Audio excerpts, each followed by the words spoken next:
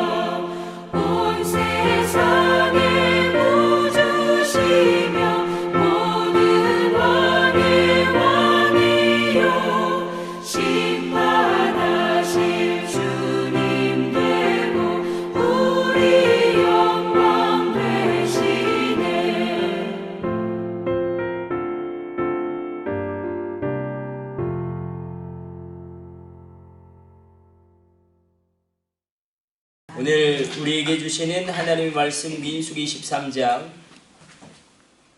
27절로 24장 4절까지 읽도록 하겠습니다. 민수기 23장 27절로 24장 4절까지 같이 합독합니다. 발락이 발람에게 또 이르되 보라 내가 너를 다른 곳으로 인도하리니 내가 거기서 나를 위하여 그들을 저주하기를 하나님 혹시 기뻐하시리라 하고 발락이 발람을 인도하여 광야가 내려다 보이는 부올산 꼭대기에 이르니 발람이 발락에게 이르되 나를 위하여 여기 7 제단을 쌓고 거기 수송아지 7마리와 수양 7마리를 준비하소서. 발락이 발람의 말대로 행하여 각 제단에 수송아지와 수양을 드리니라. 발람이 자기가 이스라엘을 축복하는 것을 여호와께서 선히 여기심을 보고 전과 같이 점수를 쓰지 아니하고 그의 낯을 광야로 향하여 눈을 들어 이스라엘이 그 지파대로 천막 치는 것을 보는데 그때 하나님의 영이 그 위에 임하신지라. 그가 예언을 전하여 말하되 부올의 아들 발람이 말하며 눈을 감았던 자가 말하며 하나님의 말씀을 듣는 자 전능자의 환상을 보는 자 엎드려서 눈을 뜬 자가 말하기를 아멘. 오늘은 발람의 세 번째 이스라엘을 향한 축복입니다. 원래 모압 왕이었던 이 발락 왕이 이 발람이라는 이방 선지자이고 그 당대에 굉장히 뛰어났던, 어찌 보면은 주술사이기도 하고 고대사에는 굉장히 중요한 역할을 감당했던 것이 신탁이라고 이야기하죠. 왕의 주변에서 신탁, 하늘의 뜻이 무엇인지.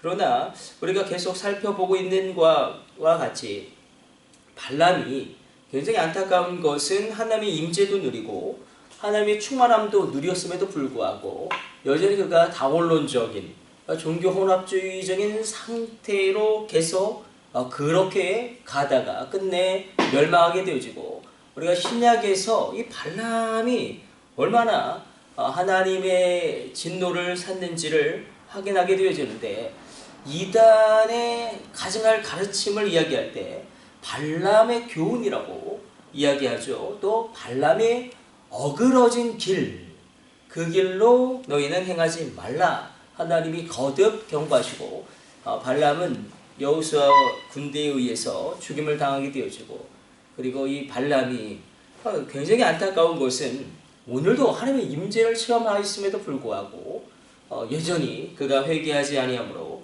그러니까 종교 혼합주의입니다. 그러니까 하나님도 인정하고 바알도 인정하고 아세라도 인정하고, 이것이 얼마나 가증했던지 이 발람이 사실 굉장히 이스라엘을 3번이나 축복했다라는 것은 하나님께 놀랍게 쓰임받은 것임에도 불구하고 버림받게 되어지는 비극으로 그 인생을 마치게 된 이유와 까닭이 여기 있습니다.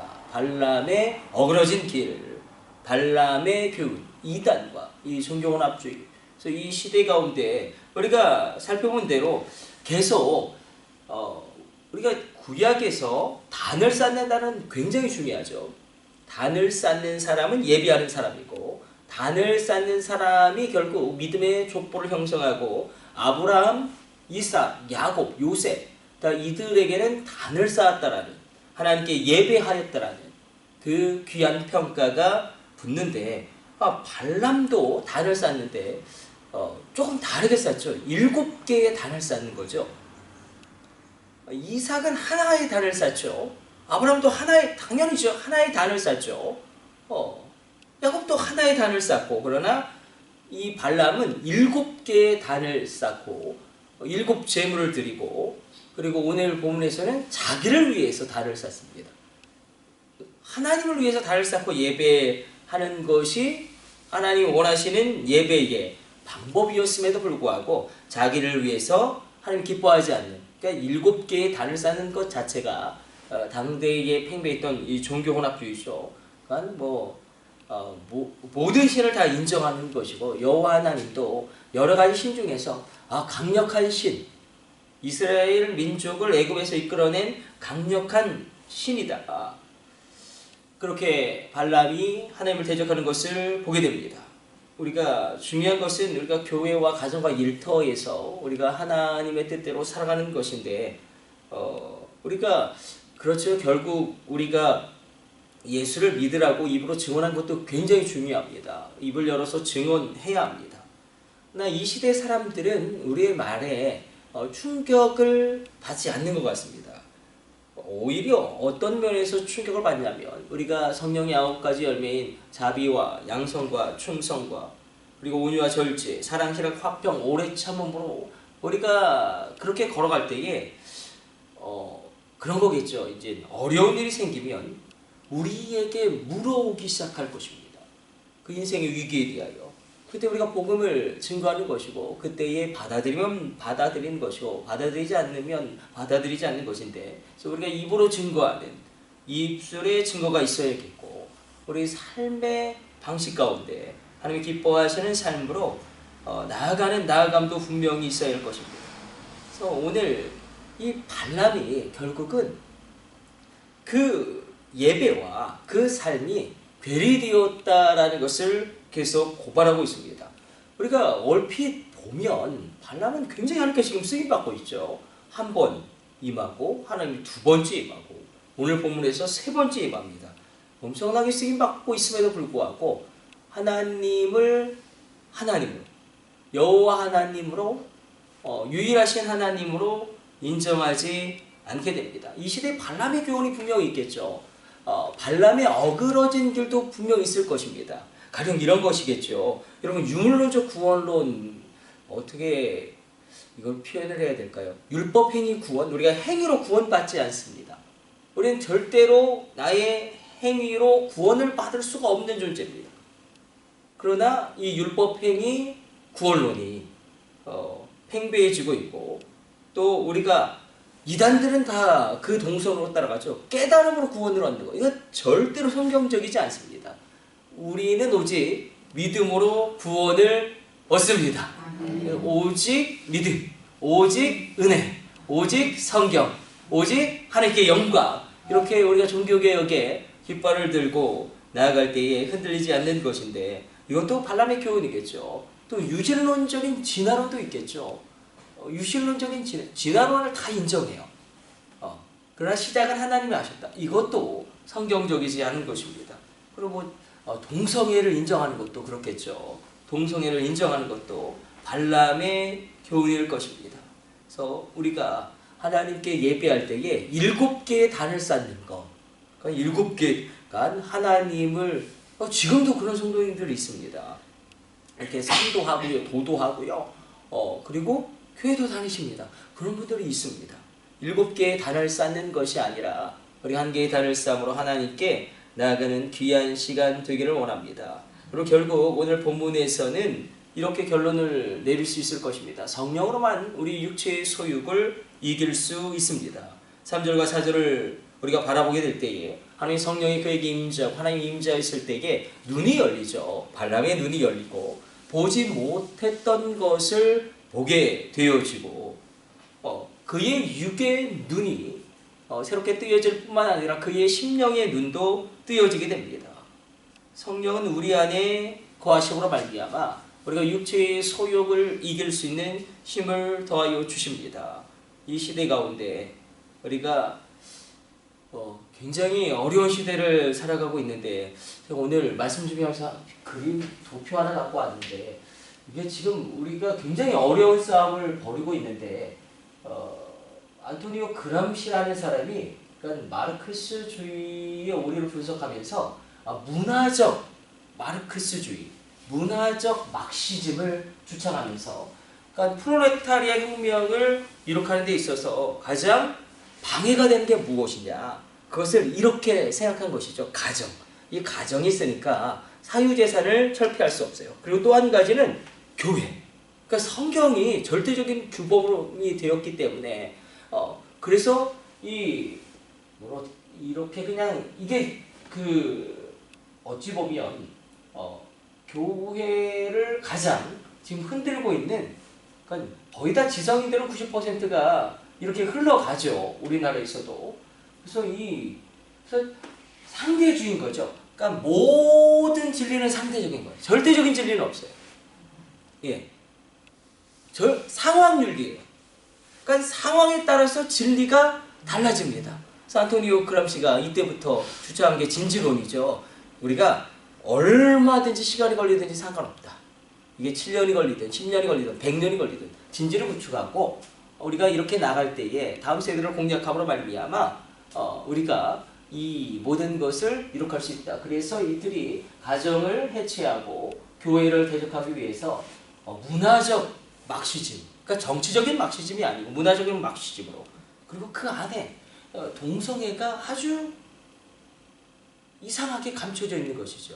동성애, 가정을 파괴할 수 있는. 그러니까 동성애라는 것은 사실 이 사람들이 결국 주장한 것은 성혁명이라고 이야기할 수 있는데, 그래서 우리가 이런 싸움을 벌이고 있고 굉장히 쉽지 않은 싸움이고, 그래서 지금 우리가 우리 자녀들에게 지금 미국 연합감리교회도 문제가 무엇입니까? 왜 연합감리교회가 두 쪽에 났죠?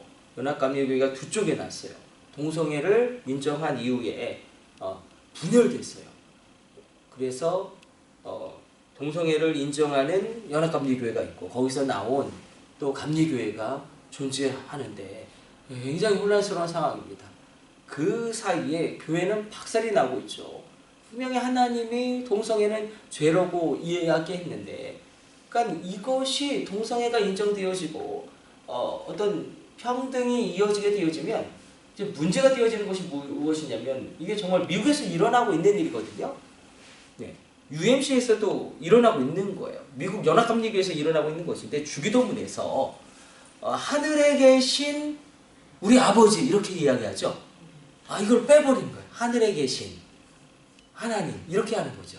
아버지라고 호칭하는 것도 이 성차별적인, 어떻게 그렇게 해석이 되는지 모르겠지만, 그래서 우리가 굉장히 어려운 싸움을 하고 있습니다. 이게 발람의 교훈이고, 이것이 발람의 어그러진 길로 우리를 위협하고 있습니다. 그래서 이 시대 가운데 결국은 이 문화적으로 이 전개되어지고 있는 이 막시즘의 그 끝자락에 이 동성애도 감춰져 있고, 그래서 우리가 결국 발람의 교훈이 여전히 지금도 있습니다. 신천지도 마찬가지죠. 신천지와 우리 어떻게 보면 성경적인 교회와 신천지의 가장 큰 차이점은 무엇입니까? 신천지는 어떻게 구원을 얻습니까? 비유를 깨달아야 구원을 얻습니다. 요한계시록의 실상과 계시를 깨달아야 구원을 얻습니다. 근데 성경 어디에 깨달음으로 구원을 얻는다라는 말씀이 어디 있습니까? 물론 우리가 성령의 감동하심으로 말미암아 말씀을 깨달아 알게 되어지죠. 그리고 그 말씀을 살게 되어지고, 그러나 이 발람의 교훈이 여전히 있고, 이것이 모호한 거죠. 우리가 읽었지만 발람이 굉장히 쓰임받은 것 같기도 하고, 발람 계속 예배드리고 있고, 정말 하나님이 원하시는 대로 이스라엘 축복하고 있는데 발람은 죽고요.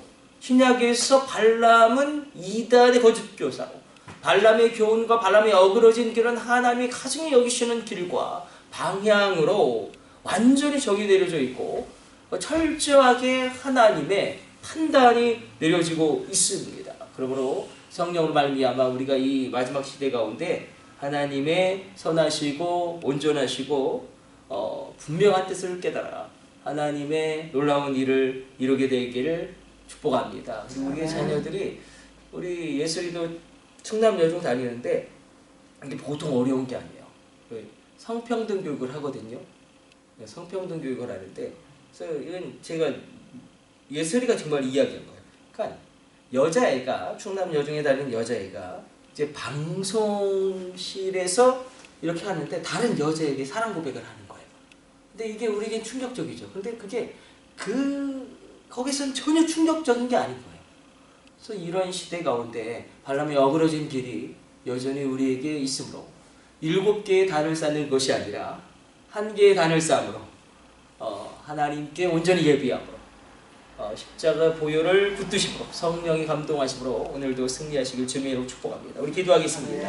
하나님 감사합니다. 오늘 주의 말씀 묵상하였습니다. 우리 가운데 놀라운 은혜를 베풀어 주시며 하나님의 권능으로 책임져 주옵소서. 간절히 기도하옵기는 하나님 이 마지막 시대 가운데 우리의 자녀들을 하나님 지켜 보호하여 주시며 말씀에 굳게 서서 하나님을 향하여 나가게 하여 주옵소서. 하나님, 우리 서희석 집사님 귀한 감사예물 굽절하여 드립니다. 우리 서희석 집사님, 그 모든 사업의 문을 열어주시고 놀라운 계약들은 계속 체결되어지게 하여 주시고 레바논의 백향목처럼 그 유업이 확장되어지게 하여 주옵소서. 물가에 심기운 나무처럼 가뭄의 때에도 결실하게 하여 주시고 하늘의 문을 열어주시고 보이는 영역과 보이지 않는 영역 가운데 하나님의 선한 도우심이 임하게 하여 주옵소서. 잃어버렸던 모든 것들이 돌아오게 하여 주시고 하나님 도울 사람을 붙여주시며 왕의 은혜를 유력한 자들의 지원을 얻게 하여 주사 귀하게 하나님의 기업으로 하나님 그 사업을 사용하여 주옵소서. 우리 호봉이 권사님 가운데 함께 하여 주사 그 노년을 강건하게 하여 주시며 주님의 보혈은 흘러들어감으로 말미암아 그 모든 육체는 강성케 되어지며 그 폐는 살아나며 오장육부가 새롭게 생성되어지며 십자가의 보혈의 능력으로 말미암아 놀라운 소성함을 입게 하여 주옵소서. 예수 이름으로 주의 보혈은 흘러들어가며 모든 육체의 염증은 떠나가며 하나님의 놀라운 은혜 아래 거할지어다. 십자가에서 못자고 난 주님의 피 묻은 소로 치니 그 모든 연약한 곳에 안수하여 주사 치료가 급속히 임하게 하여 주시며 외양간에서 나온 송아지처럼 기뻐 뛰게 하여 주옵소서. 주님, 우리 정성인 집사님 간간 그 모든 간구와 기도를 들어 응답하여 주시고 또 이제 해외에 나갑니다. 그 모든 여정도 주님께서 함께하여 주사 선하신 하나님의 도우심으로 말미암아 하나님의 놀라운 은총 가운데 평안하게 하여 주옵소서. 그 가정 가운데 하나님의 안식을 누리게 하여 주시며 살아있는 하나님 우리 두 자녀 가운데 함께하여 주사 하나님의 놀라운 지혜와 하나님의 놀라운 모략과 하나님의 놀라운 능력이 그들을 뒤덮게 하여 주시며 하나님 놀라운 성령을 체험함으로 말미암아 하나님을 인격적으로 누리게 하여 주시며 살아계신 하나님을 놀랍게 만나게 되어지므로 일생을 놓고 달려갈 표대와 비전과 사명을 발견하게 하여 주옵소서. 이 모든 것을 우리 주 예수님의 이름으로 축복하며 기도드립니다. 아멘. 주님 가르쳐주신 기도 올려드립니다. 하늘에 계신 우리 아버지여, 이름이 거룩히 여김을 받으시오.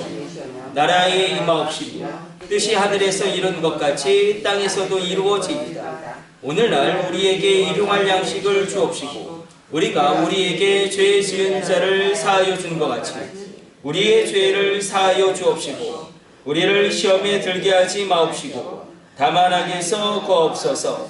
나라와 권세와 영광이 아버지께 영원히 싸움나이다. 아멘. 우리 주여 3차 합심으로 합심으로 기도하시다가 자유롭게 돌아가도록 하겠습니다. 우리 합심으로 기도합니다.